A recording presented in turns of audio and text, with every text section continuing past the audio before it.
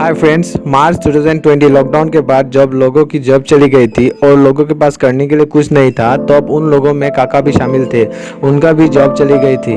हालांकि उनका शुरू से ही सपना एक सिंगर बनने का था, लेकिन घर की आर्थिक स्थिति और पिता के कहने पर उन्हें जॉब करने पड़ रहे थे। लेकिन लॉकडाउन के बाद उन्हें मौका मिला था अपने सपने पर काम करना और खुद को निखारने का। जिसके बाद घर वापस आकर उन्होंने हारमोनियम के साथ घर के ऊपर वाले कमरे में खुद को बंद कर लिया, जहाँ पे वे अकेले गाना गाया करते थे और खुद से गाना लिखते थे। उसी बीच काफ़ी मेहनत के बाद उन्होंने कई सारे गाना लिखे, जो आज उनकी लाइफ की टर्निंग पॉइंट साबित हो रहे हैं।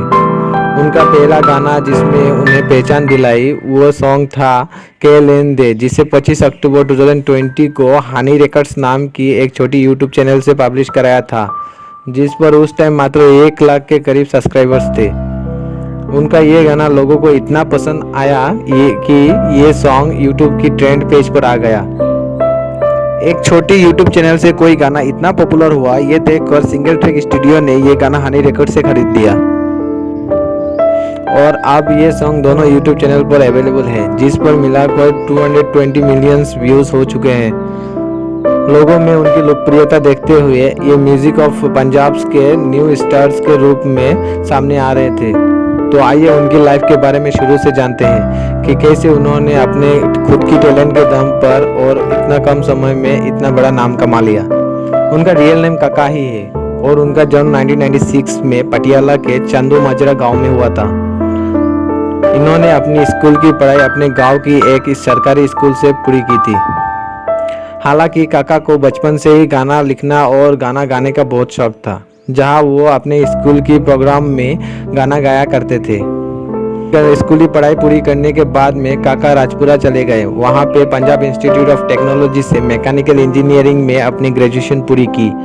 सिंगिंग में रुचि दिखाते हुए कॉलेज टाइम के बाद काका ने सिंगिंग में ही अपना करियर बनाने के बारे में सोचा, लेकिन आर्थिक स्थिति के चलते पैसे की कमी और घर वालों की तरफ से सपोर्ट ना मिलने की वजह से उन्हें नौकरी की तलाश करनी पड़ी। जगह जगह जॉब करने के बाद में मुश्किल से उन्हें एक अच्छी जॉब मिली, जो कि पेवडा यानी Punjab urban planning and development authority में था।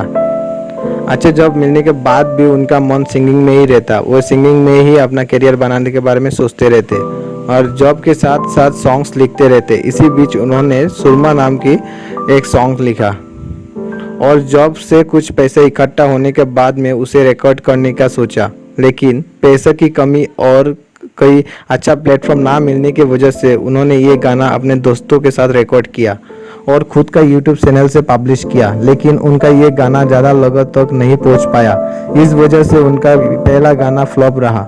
मार्च 2020 लॉकडाउन के समय जब काका घर आए तो उनका पास सपनों को पूरा करने के लिए भरपूर टाइम था।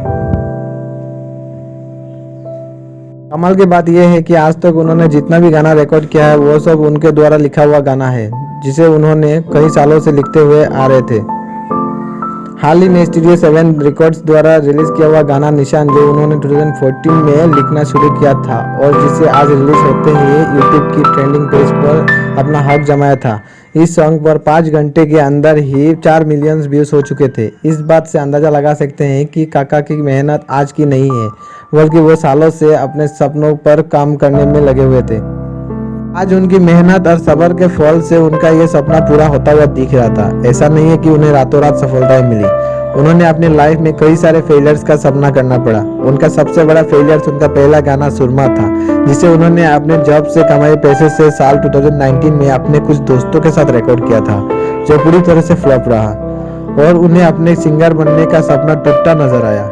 जिसके बाद वो वापस से जॉब करने लगे और इस बार उन्होंने ठान लिया कि अच्छे से पैसा कमाकर एक अच्छे से रिकॉर्ड कर लोगों के सामने आएंगे, जो उन्होंने कर दिखाया। फ्रेंड्स, काका की ये सफलता इसीलिए भी चौंकाती है क्योंकि उन्होंने किसी प्रोडक्शन कंपनी के मदद के बिना ये सफलता हासिल की और आज वे अपने दम पर पंजाब म्यूजिक इंडस्ट्री के तेजी से उभरते हुए सितारे के रूप में आ रहे हैं। उनका पर्सनल लाइफ के बारे में जानते हैं तो वो अभी तक सिंगल है और उनकी फैमिली में माता पिता और एक बड़ा भाई है, जो कि प्राइवेट जॉब करता है। दोस्तों, काका की कहानी से एक बात तो साफ है कि सफल होने के लिए लुक्स डजंट मैटर। ये सिर्फ लोगों के भ्रम मात्र ही होता है, बल्कि व्यक्ति में सफल होने के लिए अपना काम के प्रति जुनून और आत्मविश्वास होना चाहिए।